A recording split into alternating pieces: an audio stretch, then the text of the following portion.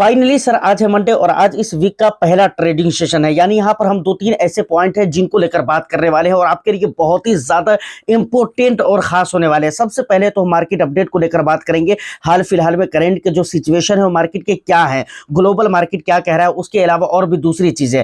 इसके अलावा दूसरा जो हमारा पॉइंट रहने वाला है, तीन ऐसे स्मॉल कैप फंड की बात करेंगे जहां पर आप चाहे तो एसआईपी कर सकते हैं, चाहे तो लमसम कर सकते हैं। यानी दोनों के लिए ही परफेक्ट है। और इंटरेस्टिंग बात तो यहाँ पर यह है कि भाई लॉन्ग ड्यूरेशन के जो इसके रिटर्न्स वो बहुत ही अमेजिंग है। यानी 5 इयर्स एंड उससे प्लस के जो टाइम पीरियड है, उस पीरियड में जब आप इसके रिटर्न्स देखेंगे तो बहुत अच्छा रिटर्न्स पिछले कई सालों में इसने अपने इन्वेस्टर्स को दिया है। तो ये किसी भी फंड के लिए, किसी भी कैटेगरी के किसी भी फंड के लिए बहुत ही ज्यादा इंपॉर्टेंट चीज होती है। इसको भी लेकर बात करेंगे। इसके अलावा और भी दूसरी थिंग होगी जिसके ऊपर हम बात करने वाले हैं। ओवरऑल वीडियो बहुत इन्फॉर्मेटिव होने वाली है। बस एक लाइक कर दीजिए, शेयर कर दीजिए। चैनल को अगर अभी तक आपने सब्सक्राइब नहीं किया तो चैनल को भी जरूर सब्सक्राइब करें, क्योंकि यहां पर आपको पता है कि भाई आपके लिए इस तरह के इंटरेस्टिंग कंटेंट मैं आपके लिए लेकर आता रहता हूं। देखिए, सबसे पहले करंट के मार्केट सिचुएशन की अगर बात करें तो यहां पर तीन चीजें इंपॉर्टेंट है। पहली चीज की अगर मैं बात करूं तो एफआईआई डीआईआई का जो डेटा है वो बहुत ज्यादा इंपॉर्टेंट है कि भाई एफआईआई खरीदारी किस प्रकार से कर रहे हैं इंडियन स्टॉक मार्केट के अंदर। यहां पर खरीदारी की बात करें तो आपको पता है कि भाई एफआईआई की तरफ से कोई भी खरीदारी नहीं हो रही है। वहां पर अगर बिकवाली की अगर बात की जाए तो बिकवाली अच्छी खासी आपको देखने को मिल रही है हर जगह पे, चाहे वो कैश मार्केट हो या फिर इंडेक्स ऑप्शन हो, इंडेक्स फ्यूचर हो, इन तमाम तर जगहों पे आपको सिर्फ और सिर्फ बिकवाली देखने को मिल रही है। खरीदारी का तो नाम निशान उसकी तरफ से है नहीं। ये पहली चीज है। इसके अलावा अगर दूसरी बात की जाए तो वहां पर आपको मालूम है कि डॉलर जो इंडेक्स है, डॉलर इंडेक्स लगातार बढ़ता हुआ जा रहा है रुपये के मुकाबले में। तो ये एक बहुत बड़ा फैक्टर है जो कि इंडियन स्टॉक मार्केट को बहुत ही ज्यादा डिस्टर्ब कर रहा है। बहुत मतलब कहते हैं ना जड़ से हिला देना, वो चीज यहाँ पर ये करता हुआ नजर आ रहा है। समझ रहे हैं ना। और मैं आपको एक बात बताता हूं, मैंने पिछली वीडियो में भी कहा था कि देखिए एफआईआई डॉलर के मुकाबले में जो रुपया कम हो रहा है उसकी वजह से निकल रहे हैं, या एफआईआई निकल रहे हैं इसकी वजह से डॉलर कमजोर हो रहा है। ये आपको अभी इस टाइम पे करंट सिचुएशन में कहना बहुत ज्यादा मुश्किल हो गया है। लेकिन ऑफ कोर्स मैं ज्यादातर ये मानकर चलता हूं कि भाई एफआईआई जो यहां से मार्केट से निकल रहे हैं उसकी वजह से डॉलर लगातार कम होता हुआ नजर आ रहा है। ठीक है, तो अभी आप देखेंगे डॉलर का जो स्थिति बनी हुई है वो आपको मिलेगा 90.5 रुपये। मतलब $1 बराबर 90.5 रुपये हो जाते हैं। और देखिए ये दिन ब दिन ये बढ़ता हुआ जा रहा है, लो होने का नाम नहीं। और कितना आगे तक जाएगा ये देखने वाली बात होगी। ठीक है, यहाँ पर ये दूसरा फैक्टर हो गया। तीसरे फैक्टर की अगर मैं बात करूं तो वह है ग्लोबल मार्केट। समझ रहे हैं ना। ग्लोबल मार्केट को अगर आप देखेंगे तो इंडियन मार्केट, यूएस की मार्केट को अगर आप देखेंगे तो वहां पर डाउ फ्यूचर के अलावा आप देखेंगे हर जगह पे नेगेटिव है।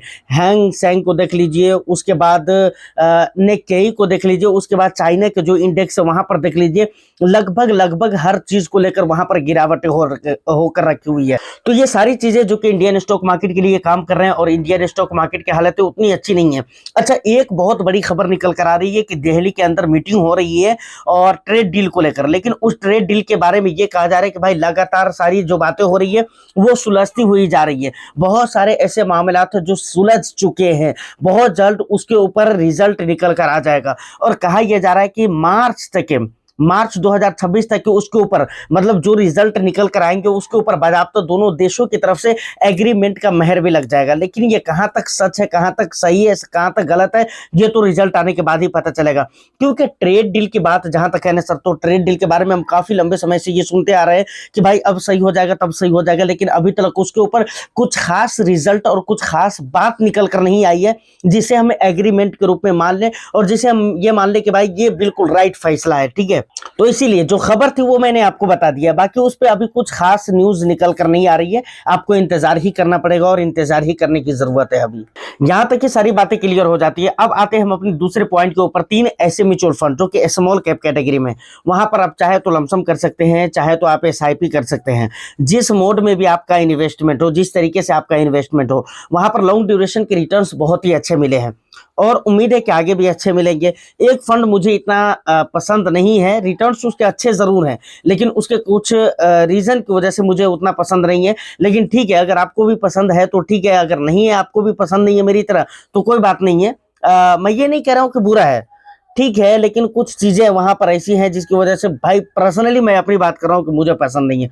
चलिए इन तीनों फंड के डिटेल्स को देख ले, तो उसके बाद फिर हम आगे की बातें करेंगे। देखिए हम मेन स्क्रीन के ऊपर आ चुके हैं। सबसे पहले नंबर पे आ जाता है Invesco India small cap fund, और दूसरे नंबर पे बंधन स्मॉल कैप फंड, और तीसरे नंबर पे कॉन्ट स्मॉल कैप फंड। ठीक है, यहाँ पर अब जो कुछ जरूरी बातें हैं वो आप देख लीजिए। सबसे पहले एज अगर देखेंगे तो 7 साल हो चुके हैं, 7 साल 2 महीने हो चुके हैं इन्वेस्को के। वहीं पर बंधन के इसके भी 7 साल हो ही चुके हैं लगभग, है ना।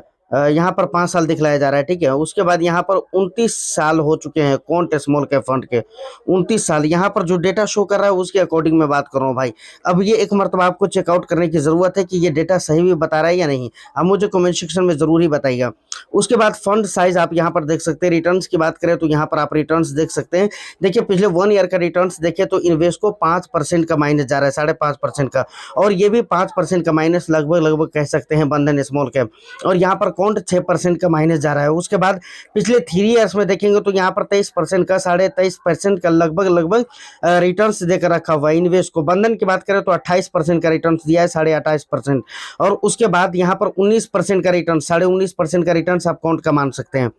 और उसके अलावा 5 सालों का अगर आप रिटर्न्स देखते हैं तो 26% का रिटर्न्स इन्वेस्को का है, 26% का रिटर्न्स यहाँ पर बंधन का भी देखने को मिल जाता है, और 29% का रिटर्न्स आपको कॉन्ट स्मॉल कैप फंड का देखने को मिल जाता है।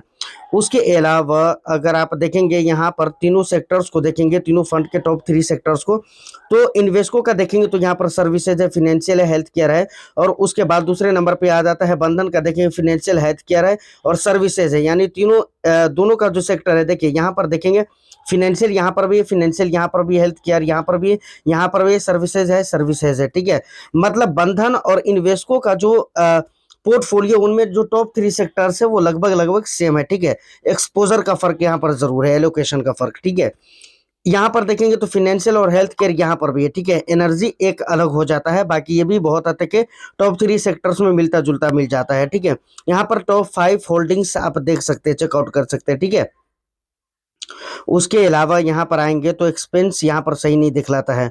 देखिए बेंचमार्क इंडेक्स वगैरह है जो कि आप यहाँ पर रीड कर सकते हैं। तो ये सारी इंपॉर्टेंट बातें थी जो कि मैंने आपको बता दिया है फंड के बारे में, जो मेन चीज़ें रिटर्न्स। और बहुत अच्छी बात यहाँ पर यह है कि लॉन्ग ड्यूरेशन के जो रिटर्न्स है वो बहुत अच्छे हैं, इसलिए मुझे लगता है कि ये फंड 2026 के लिए बिल्कुल ही बेस्ट रह सकता है एसआईपी और लमसम के लिए। तो फाइनली यहाँ तक वीडियो में फंड्स के जो भी डिटेल्स थे वो मैंने आपको दिखला दिया है। अब यहाँ पर कुछ बातें जो कि आपको याद रखना चाहिए। सबसे पहली बात तो ये कि भाई आपके पैसे स्मॉल कैप में जाएंगे। अगर आप स्मॉल कैप में निवेश कर रहे हैं तो आपके पैसे तो स्मॉल कैप में ही जाएंगे ना। तो सबसे पहली चीज ये है कि यहाँ पर आपको लॉन्ग ड्यूरेशन के लिए ही आना चाहिए। एटलीस्ट आपको 7 ईयर्स के लिए तो आना ही चाहिए, उसे प्लस के टाइम पीरियड के लिए आए तो बहुत ज्यादा अच्छी बात है, लेकिन कम से कम 5 से 7 सालों के लिए आपको तो यहाँ पर जरूर ही आना चाहिए। ठीक है ना। दूसरी बात यह है कि मैं जो आपको ये 3 फंड दिखलाया हूं, इसका ये बिल्कुल मतलब नहीं है कि आपको इन 3 फंड में से किसी एक फंड को लेना ही चाहिए, नहीं। ऑलरेडी अगर आपके पोर्टफोलियो में कोई फंड है जो कि स्मॉल कैप कैटेगरी के हैं, वहां पर आपने निवेश करके रखा हुआ है, तो ऑफ कोर्स आप उसके साथ बने रह सकते हैं, कोई दिक्कत वाली बात नहीं है। ठीक है, दूसरी बात यह है कि आपको स्मॉल कैप और मिड कैप में इस समय पे थोड़ा थोड़ा करके ही निवेश करना चाहिए। अगर आप एसआईपी करते हो तो अच्छी बात है, लेकिन अगर आप लमसम कर रहे हैं तो थोड़ा थोड़ा करके निवेश करना चाहिए। उसके बाद आखिरी बात जो मैं आपको कहना चाहूंगा वो ये कहना चाहूंगा, जो आपको हर हाल में याद रखना ही चाहिए, कभी भी आप अपनी पोर्टफोलियो में एलोकेशन जब करते हैं तो आपको ये चीज मोस्टली ध्यान रखना चाहिए कि कहां पर हमको कितना एक्सपोजर देना है।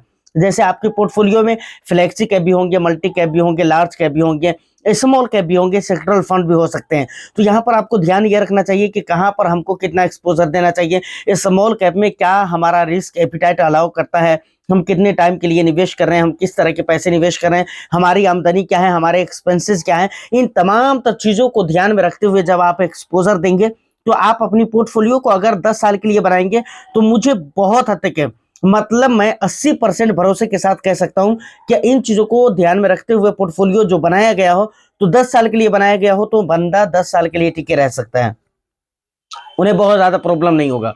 लेकिन अगर वो इन चीजों को ध्यान में रखते हुए नहीं बनाया है तो जहां पर एक्सपोजर कम देना चाहिए, जैसे स्मॉल कैप में कम देना चाहिए उनके रिस्क एपिटाइट के अकॉर्डिंग, और वो अपने रिस्क से बढ़कर जब एक्सपोजर दे देंगे तो उनको बाद में चलकर मतलब मार्केट के बुरे समय में उनको बहुत ज़्यादा परेशानी होगी। जो समय अभी चल रहा है, हाल फिलहाल में जो समय चल रहा है, ऐसे समय की मैं बात कर रहा हूँ। तो उम्मीद है कि जो भी इंपॉर्टेंट बातें थी वो मैंने आपको बता दी है। बस वीडियो को एक लाइक कर दीजिए, शेयर कर दीजिए, चैनल को अगर अभी तक आपने सब्सक्राइब नहीं किया तो जरूर कर लें और आपका जो भी वैल्यूएबल फीडबैक है आप मुझे कमेंट सेक्शन में जरूर ही बताइएगा। मैं फिर मिलता हूँ किसी नेक्स्ट एंड इंटरेस्टिंग वीडियो में, जब तक के लिए all the best. Thank you for watching.